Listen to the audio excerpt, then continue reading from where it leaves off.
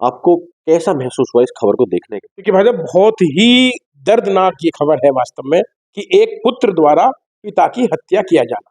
वास्तव में ये इसका सीधा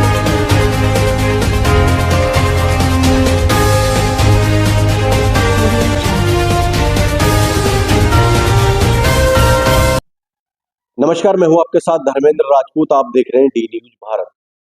खबर लखनऊ से है, जहां बेरहमी से पिता की हत्या कर दी जाती है। मामला क्या था कि बेटे को पढ़ाई के लिए पिता ने बार बार कहा, लेकिन उस पर बाप और बेटे के बीच तनाव रहता था। तनाव के कारण एक दिन क्या हुआ कि बेटे ने बंदूक चलाकर पिता की हत्या कर दी। मामला यह था कि पेशे से पिता पैथोलॉजी लैब चलाता था। पैथोलॉजी लैब चलाते हुए चाहता था कि मेरा बेटा नीट का एग्जाम निकालकर एक डॉक्टर बने, परंतु बेटे के मन में कुछ और था। इस विषय पर ज्यादा जानकारी करने के लिए हमारे साथ हमारे खास मेहमान संजय सरोत्री जी हैं। आइए उनसे इस विषय पर चर्चा करते हैं। सरोत्री जी, डी न्यूज में आपका स्वागत है। बहुत अच्छा लगा श्री धर्मेंद्र भाई जी। और मैं आपकी मेहनत देखता हूँ और वास्तव में जो आपकी खबरें भी देखता हूँ तो बहुत अच्छा लोग पसंद करते हैं। और आपका सामाजिक दृष्टिकोण के माध्यम से आप हमेशा समाचार पत्रों में छाए रहते हैं। अच्छा, जैसे आपने सोशल मीडिया पर न्यूज चैनल के माध्यम से इस खबर को देखा है, आपको कैसा महसूस हुआ इस खबर को देखने के? देखिए भाई साहब, बहुत ही दर्दनाक ये खबर है वास्तव में कि एक पुत्र द्वारा पिता की हत्या किया जाना। वास्तव में ये इसका सीधा सीधा तात्पर्य ये है कि जो हमारा परिवार है वो परिवार किस दिशा में जा रहा है। अभी कुछ दिनों से तो इस प्रकार के समाचारों की मैंने भी कल परसों समाचार पत्रों में पढ़ा था कि बेटियों द्वारा भी पिता की हत्या कर दी गई है। एक अभी मैंने माँ के बारे में पढ़ा था कि वो अपनी जो सौतेली माँ थी, उन्होंने अपनी 3 साल की बेटी को जो है किसी गंगा जी में बहा दिया है। तो इस प्रकार का जो सामाजिक समरसता हमारे परिवारों में होनी चाहिए, उसमें वास्तव में बड़ा बिखराव दिखाई दे रहा है। और ये हमारे समाज के लिए वास्तव में इससे बड़ा दर्दनाक कुछ कोई हादसा नहीं हो सकता। लेकिन इसमें मेरा एक जैसा दृष्टिकोण ये भी है कि जो माता पिता हैं, उन्हें अपनी संतानों पर भी विशेष बाल्यकाल से ही निगरानी रखनी चाहिए, उनकी काउंसलिंग करनी चाहिए। बच्चों की आवश्यकताएं तो पूर्ति होनी चाहिए, लेकिन अगर वो अधिक आवश्यकताओं की चीजें मांग रहे हैं तो उन्हें समझाकर, यानी समझाने के माध्यम से ही उन बच्चों की काउंसलिंग करके उन्हें परिवार की जानकारी, समाज की जानकारी देते रहना चाहिए। और यदि कहीं कोई बच्चा किसी जिद पर है, कोई अधिक जिद कर रहा है, तो उसको समझाकर और उसकी भी इच्छाएं ना मरे। कोई शिक्षा के मामले में उसकी कोई इच्छा है, कोई स्पोर्ट्स के मामले में कोई इच्छा है, या किसी और चीज की उसकी कोई डिमांड है, तो हम कोशिश तो करें कि बच्चों की इच्छाएं पूरी हों।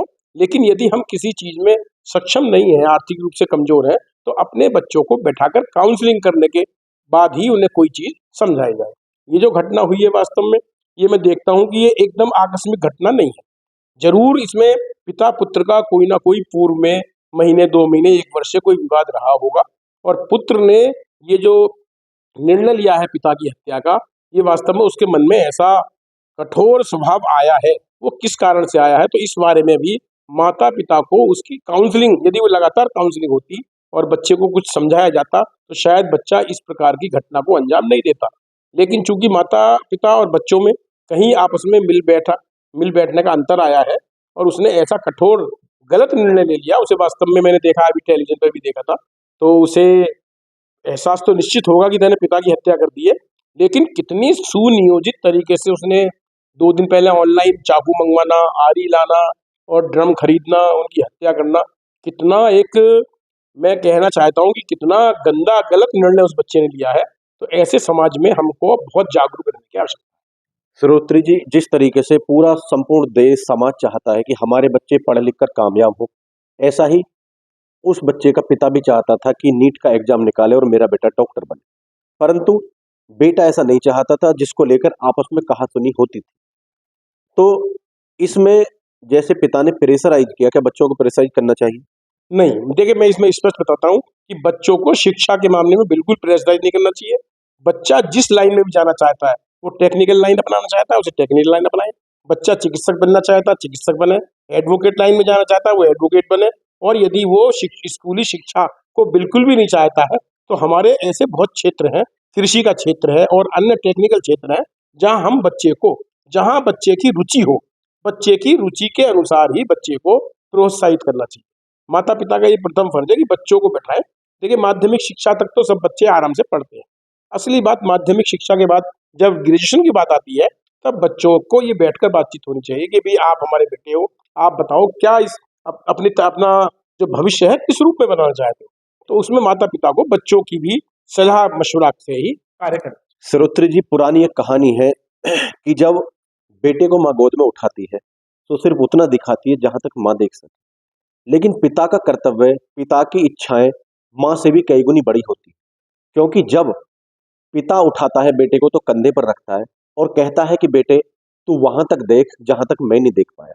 उस पिता का भी ये सपना रहा होगा, मैं एक पैथोलॉजी चलाता हूँ, मैं एक शहर में रहता हूँ। उसने सोचा होगा कि मेरा बेटा एमबीबीएस बन के मेरे सामने डॉक्टर आए बने और डॉक्टर बन के मेरे शहर में रहे, मेरी आंखों के सामने रहे। उन्हीं सपनों के साथ फोर्स करता होगा पिता, क्योंकि दुनिया में हर बाप यही चाहता है कि मेरा बेटा कामयाब। नहीं, बिल्कुल स्वाभाविक प्रक्रिया है। माता पिता चाहते हैं कि भी मेरा बच्चा मेरे अनुसार बहुत एक जो मेरे मन की है उस बच्चा पूरी करे। लेकिन मेरा थोड़ा सा अंतर ये है कि यदि दिखाई दे आपको, ये महसूस करें कि भी बच्चा उस लाइन में जाने के लिए इच्छुक नहीं है, तो उस पर किसी प्रकार का दबाव नहीं बनाना चाहिए। उसे काउंसलिंग करके समझाया तो जा सकता है, बेटे आप देखिए डॉक्टर बनोगे, मेरी पैथोलॉजी की दुकान है, आप डॉक्टर बनोगे तो मेरा भी व्यवसाय बढ़ेगा, आपका भी लाभ होगा। लेकिन यदि बच्चा कोई सुनने के लिए तैयार ही नहीं है किसी प्रकार से, तो फिर बच्चे की भावनाओं के अनुसार ही, बच्चे की ख्वाहिश ही कि भी आपको किस लाइन में जाना है, उसी लाइन में प्रगति करानी चाहिए।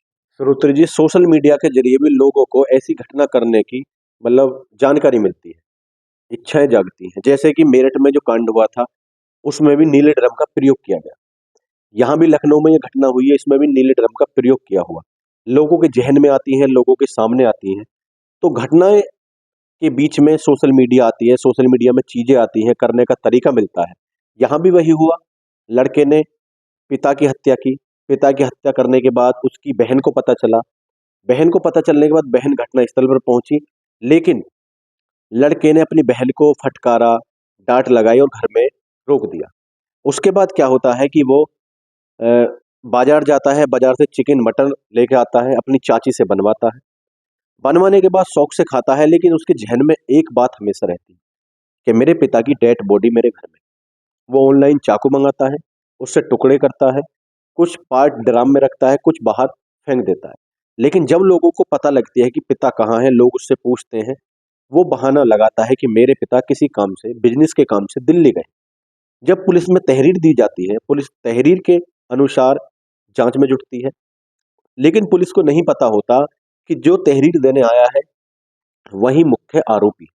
ड्रम खोजने के बाद पिता के टुकड़े मिलते हैं, उसको देखकर पूरा क्षेत्र और पुलिस एकदम शॉक हो जाती है। देखिए, मैं इसमें बताना चाहता हूँ कि जहाँ तक मैंने उसके बारे में पढ़ा है बच्चे के बारे में, वो मांसाहारी भोजन करता था। और मैं आपको स्पष्ट बताना चाहता हूँ बिल्कुल खुले रूप में, जिस परिवार में भी मांसाहारी भोजन होगा उसमें सद्प्रवृत्तियां दूर हो जाती हैं, ईश्वर की शक्तियां जो मिलती हैं, आशीर्वाद मिलता है, वो दूरी पर चला जाता है। तो मैं इस माध्यम से आपके चैनल के माध्यम से ये भी निवेदन करना चाहता हूँ कि विश्व स्वास्थ्य संगठन ने बताया है कि शुद्ध शाकाहारी भोजन ही हमारे शरीर के लिए लाभदायक है। क्योंकि मैंने देखा है कि उस बच्चे ने अपने पिता की हत्या करने के बाद भी नॉन वेज का इस्तेमाल किया, यानी उसकी खूंखार प्रवृत्ति हो चुकी थी। और ये परिवार वालों को देखना था कि भी यदि हमारे परिवार में भोजन जो है अशुद्ध भोजन हो रहा है, मांसाहारी भोजन हो रहा है, तो वो भी एक इस प्रकार की घटनाओं को अंजाम देने के लिए काफी होता है। और इसमें भी मैंने देखा है कि बच्चा ये मांसाहारी भोजन करता था, तो मांसाहारी भोजन करने वाले व्यक्ति की प्रवृत्ति बहुत ज्यादा खूंखार हो जाती है। और ये भी एक कारण हो सकता है कि भोजन का जो हमारा शरीर पर प्रभाव पड़ता है, ये भी बहुत ज़्यादा प्रभावशाली होता है। इसलिए हम सब, मैं तो यही आपके माध्यम से जागरूक करूँगा कि हमेशा अपना जो है, जो शाकाहारी भोजन है, उसी प्रकार का भोजन इस्तेमाल करें।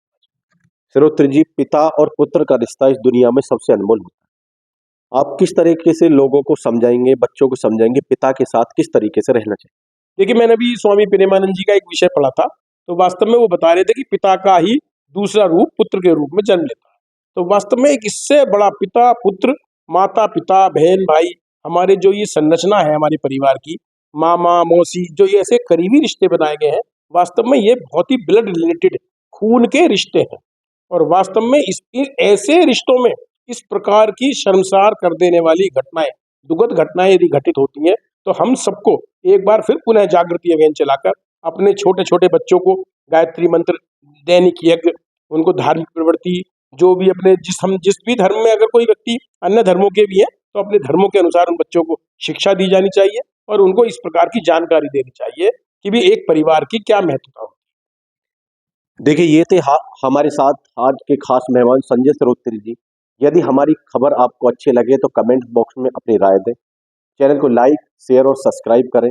देखते रहिए मेरे सहयोगी सर्वेश कुमार के साथ मैं धर्मेंद्र राजपूत बुलंदशहर। तो अपने आसपास की हर छोटी बड़ी खबर को देखने के लिए चैनल को सब्सक्राइब करें, लाइक करें, शेयर करें और बेल आइकन दबाना बिल्कुल ना भूलें।